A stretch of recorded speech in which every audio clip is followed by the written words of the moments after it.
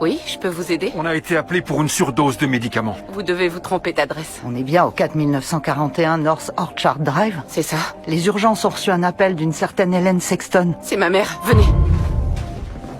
Maman? Eh bien, c'est pas trop tôt. Ça va pas? T'as appelé le 911? Qu'est-ce que t'as? Je suis en train de mourir. J'ai un cancer.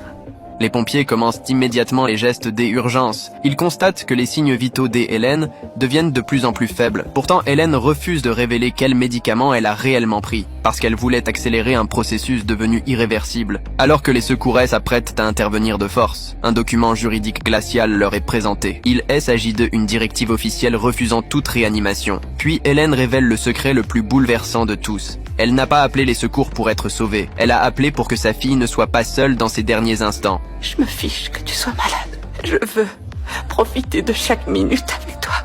Je veux profiter de chaque seconde qu'il nous reste. Non, c'est pas une vie. C'est trop de souffrance. Et je parle pas de la mienne. Je vois ce que ça fait sur toi. Je vois bien que ça te consume, ma chérie. Non, je veux plus t'infliger ce sort insupportable.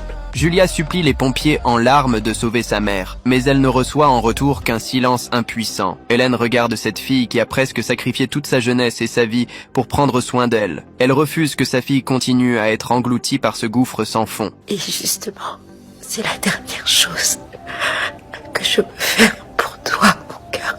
Alors ne m'en empêche pas. Alors que sa vue devient de plus en plus floue, les souvenirs d'autrefois refont surface. On revoit une mère apprenant à sa fille comment affronter l'obscurité. Aujourd'hui, le monstre le plus terrifiant n'est plus caché dans le noir. C'est le temps qui passe et la maladie qui détruit tout sur son chemin. Les étreintes d'autrefois, les éclats de rire d'autrefois. Tout cela se transforme désormais en une douleur infinie. C'est une histoire de haut amour, une histoire de lâcher prise, et surtout une tragédie contre laquelle personne ne peut lutter. Julia, je crois qu'elle ne respire plus. Qu'est-ce que je vais faire maintenant? Emmenez-la avec vous et avancez.